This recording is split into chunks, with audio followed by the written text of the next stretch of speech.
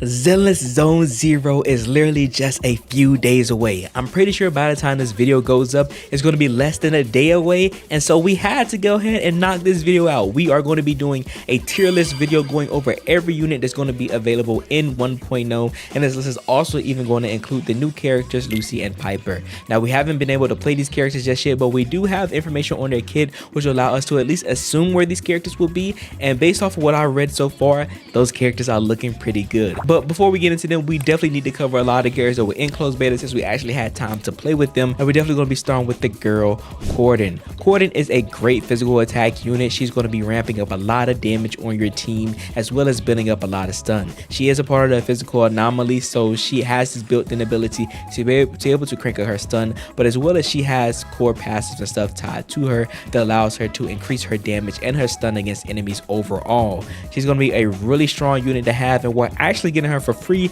as one of our pre-registration rewards. So if you get this character, you know you're going to be wanting physical units, or you're looking to have a unit that's a DPS that can trigger disorder for you pretty well, Corin's going to be one of your go-to characters. I also think that we got her in the story mode as well from the beta, so there could be a chance that we could be getting Corin up to C1, but don't hold me on that. We at least know that we're going to have one copy of her, and truly one copy is really all you need to at least start causing destruction with this character. Next up, we're going to pull up the girl Grace. We're going to leave her up into A tier. She is going to be one of our first 5-star units we're going to be covering, and Grace is really good. She is one of the only few anomaly characters in the game for her playstyle that allows her to trigger anomaly build up better than any character within the roster. She is an electric unit, and she does have a decent amount of characters that she can compare with, but where her true strength comes in from the fact that she can trigger that anomaly build up to cause a lot of stun and disorder to happen, as well as that she has great movement within her kit, allowing her to smooth against enemies and being able to stay out of range, while also playing somewhat of a range game with her weapons and grenades as well. Grace is very much a strong unit to have, so if you guys want to pick her up, I definitely suggest you guys to look into her kit, which by the way, we're going to get here and pull one of our first S tier units, and that is Nekomata.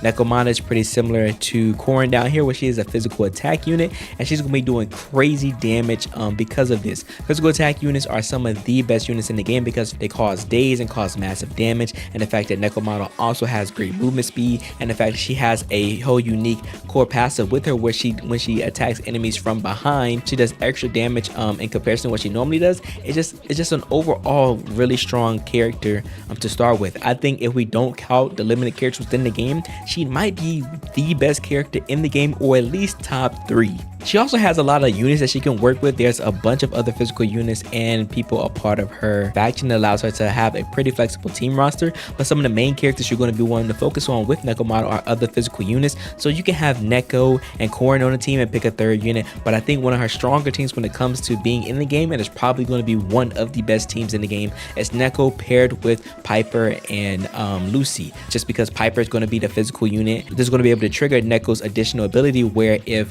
one of her other teams trigger assault, which is the anomaly buildup that you get from a physical unit, she does extra damage to that enemy. And then also including Lucy on the team with Piper, you now have all 3 of your additional ability bonuses from all 3 of your characters, with Lucy keeping the boards out on the field and Piper doing, I believe she causes a damage buff for everybody on her team. That team sounds like it's going to be pretty insane. Next up we have is Anby. Anby is our only free-to-play stun unit, if I'm not mistaken, which makes her a very valuable unit to have. Stun is very important to have because that is the main resources that you're going to be using to build up days. The only other units that are able to do this is your physical units, like we mentioned before. But with Anby, since she has the electric archetype, she's going to be able to trigger shock, which is actually pretty good as well. And she has a decent amount of flexibility early on that makes her pretty valuable. Also, she's probably going to be one of the characters we're going to be able to get a lot of copies of, so I'm pretty sure we're going to be able to have a lot more value of her once we get future copies of her. But for now, going off of her C0, she's already a pretty strong unit as is. I think the only downside to Anby is the fact that she is kind of linear in her gameplay, and the fact that she is under the stun unit. She has a lot of other stun characters to go up against and live up to, and let me tell you, some of these units are some of the strongest characters in the game. But she is a great character. she's also part of the Cunning Hairs faction, which means she has synergy with characters like Nicole, Nekomata, and Billy, but who you're mostly going to be building her with, and she's one of the main reasons I'm going to be building her up within the game, is that I'm going to be going for Zhu Yuan when her banner comes around, and Zhu Yuan's go-to team at the moment when she releases is going to be her, Nicole, and Anby. Next up, we have another Cunning Hairs. Remember, we're going to talk about the man Billy. Billy, I think, maybe one of the worst characters in the game, but if I don't have him here, he's probably at the low of B. And why I say this is because Billy has a kind of a good thing and an issue with him. He is a flexible DPS unit, which means that he can play on field and as a sub DPS, but overall, in comparison to his damage to the other characters that play his role as a physical attacker or attack unit in general, I think a lot of other characters play the role a bit better. That doesn't mean necessarily that Billy is bad. He just has a lot of competition, especially in the physical department, and I think that with their damage in comparison to his, it doesn't feel as extraordinary. But Billy has some great quirks about him, with his ability to having great maneuverability, with having a slowdown with his quick assist, as well as having that buff where if after he performs a chain attack, his ultimate does 50% more damage. He has to have requirements in order to get to those additional damage buffs, but even so, that still makes him a pretty solid unit. And I think a lot of the teams that you're going to be running Billy on, he can probably be replaced by other physical units to essentially perform the same thing he was doing, or perform it even better, since he doesn't really buff any of his teammates. He's more so a selfish DPS where he's looking for his teammates to buff him, which at that point you kind of might as well focus on a stronger DPS that's going to be handling out a lot more damage. But due to him being free, he's going to be one of the units that if you don't have anything else to kind of build or level out with your DPS, he's definitely a unit that can help you clear out content and get things done. Don't sleep on him. He's at the lower end of the tier list, but he's not bad at all. Next up, we have the girl Soukaku. Soukaku, she's probably going to be sitting somewhere within B tier as well. I'm probably going to sit her right here above Billy. And this is because Soukaku is one of the units that I think that's going to get power creep pretty early on. At the moment, she's going to be one of the better units to have on the game, especially if you're aiming to build a mono ice team. This is because that due to Soukaku being an ice support, she's able to provide an attack buff as well as provide some form of AoE with her put the flag down move with her big weapon that allows her to inflict ice damage onto her opponents. And I believe as well as with her additional ability, she grants an ice damage buff, if I'm not mistaken. Yeah, so what I'm seeing from Soukaku is that a lot of her buffs are pertaining to, she has a general attack increase buff, but you can tell by her kit that she's more so designed to buff other ice elements. So when being a part of an ice comp with characters like Ellen and Lycaon, she is going to be a very formidable character for that team, but outside of that, she doesn't really have a space anywhere else. No other characters really are going to benefit her buff, because she's the only one a part of section 6 is going to be available at 1.0. so the only other characters that are going to be able to trigger her additional ability are going to be the other ice units. So unless you run at least one other ice unit with her, or you run a whole ice team, she's not going to be able to completely benefit any other characters, which makes her a little bit more limited within the 1.0 area. But I'm pretty sure once 1.1 comes around, since those characters already gotten teased, more of section 6 members are going to be coming around, so she could move up the tier list because of that, because she's going to have other synergies that she can perform with, making her a lot more valuable unit. Next up, let's do another S tier character, and I think we're going to be going with the other maid member herself, Rina. Rina is going to be your electric support unit, and what makes Rina really good is her penetration ratio buff. What this buff does is that it provides a 35% penetration buff, which means that you're going to be ignoring the defense value, which is going to be overall increasing the damage of the DPS units on your team. And the great thing with Rina is that due to her being in the maid faction and being electric, she has pretty great flexibility of being a lot of team comps. For example, she can be on a team with her, Ellen, and Lycaon. That is overall going to be a really strong DPS team, because you're going to be ignoring defense, increasing the attack output for Lycaon and Ellen, who is already a really strong DPS, probably the best DPS in the game. And due to all the fact that all of them are in the maid squad, all of them are going to be able to get their additional bonuses, making that team really strong. She's also going to be able to work with characters like Anton, who's the only other electric DPS in the game, but she's going to be able to show the true peaks of what Anton's damage output can really be, which is also really strong as well for him, because Anton works pretty similar to Corin, where he's going to be able to dish out heavy electric damage, be able to trigger shock just as frequently as probably as Corin's triggering physical damage. Which, when saying this, that also means that characters like Anton, Corin, and Rina can be on a team to trigger all their bonuses, and that sounds like a pretty solid DPS team right there. Plus, with her penetration ratio buff, Hold up, I might have to test that out. That team might delete. So with that being said and talking about that, not only mentioning Rina, but also bringing Anton up, I think Anton is probably going to sit up here with having something like that in mind. Anton's only issue though is that due to him being an electric unit, the team comps that he's going to be looking for what he wants feels limited some way. He can work with the other Belobog members, but I think the other Belobog members don't truly complement him as well as he would complement them. So he seems like he wants to be focused on having at least a unit like Rina that buffs his overall shock damage, and then you can probably throw in Grace to improve the anomaly on it if you want to do an a mono electric team, or you can include another unit like maybe Lycaon to have a stun on your team. So when you switch into Anton, you can have the penetration buff from Rina to increase his damage, as well as her buff with the electric damage onto him as well. That team sounds crazy too. I low-key haven't really thought about those teams until now, and they sound pretty insane. Next up, we're going to get hand labeled best character in the game. Ellen. Ellen is the #1 character, the #1 DPS, the #1 ice attacker in the game, and this is because she has one of the stronger kits out of all of the units in the game. If you don't know where her kit is, essentially Ellen's whole goal is to be able to charge her flash freeze charges.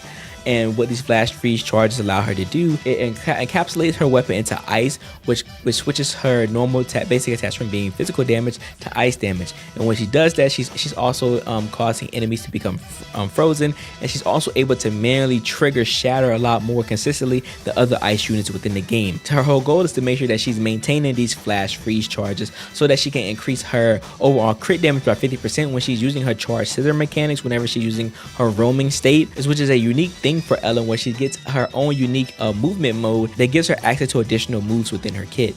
These additional moves also allow her to trigger shatter and freeze enemies a lot more effectively, and they also allow her to get her stacks up a lot faster with flash freeze. And then we don't even want to talk about when she has another ice unit on the team, where she gets an overall ice damage increase by 3% for 10 seconds, and it stacks up to 10 times, which gives her a 30% damage increase. And then pairing that with the mono ice team, which with Soukaku gives her a general attack buff, and then to add on to that an ice damage buff. This character right here is the best in the game because of how crazy her kit is and the fact that she has probably the best team in the entire game. I think the only other character that comes close to her is our other limited S rank unit. We'll talk about her a little bit later once we drag her up. Ellen is one of those characters where that if you don't know who you want to pick for the limited banner, you cannot go wrong with this character because she has the availability to be really strong as soon as she comes out within 1.0, because she'll have access to her team. Next up, we have the girl Koleda. Koleda is a character I actually did not enjoy that much. I think her gameplay isn't really something that I find key enough, but she is a pretty good unit. Koleda is a unit that will be focusing on increasing stun, so you're going to be using her to definitely be triggering a lot of days due to her being a fire stun unit. But the downside to Koleda is that she is a fire unit. I believe the attribute anomaly fire is one of the weakest ones, just because the bonus you get for triggering your anomaly build up with them is only to just cause the damage over time, while all the other elements are doing cooler things, like with ice, you're freezing enemies, preventing them from moving, which allows you to do as much DPS on them while they can't do anything about it. Then you have shock, which stops them from moving for short periods of time. You have physical that triggers increases in days, and then with ether you have the ability to cause I think it's like erratical ether damage, where you get huge spikes in damage numbers over time with the ether element, which sounds much better than the DOT for fire. So it kind of seems like in a lot of HoYo games, fire elements get the short end of the stick. But what I do think about Koleda and one of her core passives that she has when she has her additional ability active is that she's able to increase the damage of chain attacks. And so what this tells me is that once we have a more solidified meta and people understand a lot of the characters in the kits now, once we form this pacing where we're going to realize that chain attacks are going to be really strong for a lot of units, which we already know because it's a part of the gameplay anyway, but we're going to be able to start building teams where chain attacks are going to be your primary focus, and Koleda is going to be one of those units that's going to be buffing the crap out of them, because for like a unit like Billy, Billy gets a buff where if after he performs his chain attack, he gets a 50% damage increase to his ult. So having some way of putting Billy on a team with Koleda, or there's a feature unit that has like a similar buff to Billy when it comes to giving him an increase after he performs chain attacks, what it does is that it promotes you to trigger days a lot more often to get to these chain attacks, so that Koleda can provide these damage buffs. It increases the main DPS damage on the team, allowing you to do some sick pairing with her. I think she'll grow in value as we further progress within the game, but it'll only go so high because of her being a fire unit. Next up for the final Cunningham member, we got the girl Nicole. Nicole, I would say, probably fits right above Billy. And that's because with Nicole, she is one of the few ether units in the game similar to Zhu Yuan, and she's a support unit. One of the great things about Nicole is that she's going to be able to lower your enemy's defense, which from my understanding, a lot of people within a lot of gacha games, they kind of don't realize the importance of lowering your enemy's defense, or having like penetration ratio where you get to ignore enemy's defense. That is just as good as getting attack increases, because all that means is that you're going to be doing more damage to them, just like how you get an attack or a crit damage or a crit rate buff. It's pretty much the same. It's not the exact same thing, but it's a similar philosophy where it's a really good thing. So if you have a unit that prioritizes in that, it looks really good for your end. She also works really well with other ether units, which is why with her and Zhu Yuan, they are almost like the perfect pairing at the hip, because with Nicole's orb, she's able to shoot out, constantly produce ether damage and cause corruption and occur faster, while also having access to triggering quick assist with her EX special, allowing for characters like Zhu Yuan to come in, do their burst damage with their ether, cause corruption, and even switch to another unit that trigger days. Nicole can be a really strong factor in building a lot of units. It's just outside of not having other ether units on your team, Nicole seems like she kind of lacks until she gets other copies of her. That doesn't mean that Nicole is bad. I think Nicole is probably one of the must build units that you should do, because even her defense reduction is very valuable to a lot of teams, so you can find a way to fit her into the meta and the build of any team that you have. But she definitely wants to more so focus on characters that have that's able to benefit from the ether damage buff that she can provide with her additional ability. So once we get more ether units into the game, her value will increase, and then she's one of those characters similar to Anby that we're more than likely going to get copies of her pretty frequently, especially when she's on the banner. So it's just a no-brainer that as we progressively play with Nicole, as we get more copies of her and we develop within the game, at least for the early like 1.0, 1.1, 1.2, Nicole's probably going to just progressively go higher and higher up on the list. And then of course we have another S tier to talk about. We have that man Lycaon. Lycaon is the reason why Koleda is down here. He is the best stun unit in the game. There is no competition with that. This character cranks out stun like crazy, has sick combos. He does pretty good damage for being a stun unit. He's going to be freezing enemies, preventing them from even playing the game. Lycaon is one of the units that if you don't know who to pull or who to select for your 5-star selector, or who to reroll for, Lycaon is your go-to choice. This character does it all. I very much value Lycaon a lot as a unit within the game, and I think a lot of you guys will realize and see how strong he is, especially because again, he's a part of the Mono Ice team, but due to his flexibility with other units not outside of the ice, as long as they're mostly within the Victoria housekeeping, he's able to kind of stretch the team builds he can be a part of. Lycaon has, similar to Ellen, when he's pretty flexible due to him being a stun unit and having the ice anomaly, and especially being a part of Victoria housekeeping, which why are all of the good units within this one faction? That just doesn't make sense. All of them are really good, and they just have such a strong flexibility with them having so many different elements between each other, and just being able to play different roles really effectively. Definitely pull for Lycaon if you don't know who to pull for, or if you're trying to see is he worth pulling for. Lycaon is really strong, definitely top 3 unit in the game. And then we have my boy Ben Bigger. Ben, I think, is probably the one that's leading a pack of B tier, and I think you can honestly have a debate of maybe even putting Ben up here as well.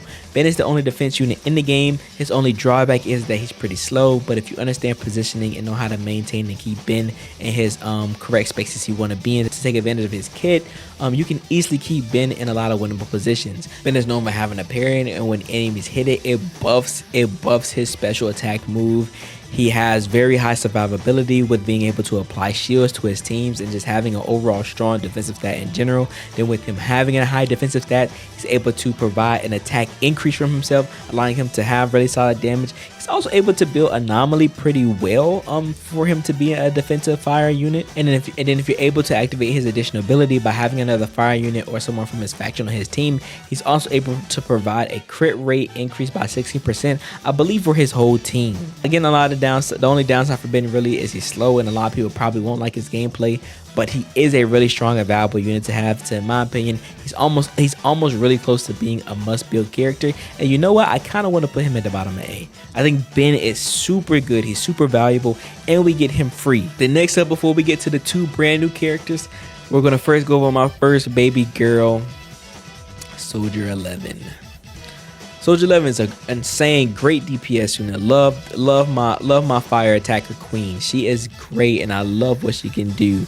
But her main downside, the fact is, again, similar to Koleda, since she's a part of the fire anomaly, she's going to be one of the first few attackers that's probably going to be power crept, especially since there are going to be a lot of attacker units within the game due to DPS being one of the main units that majority of gacha games build. So she kind of feels like that she's gonna have a little bit more limited time in the sun, but she does provide some really great strengths, especially due to her having probably her best team now currently in the game.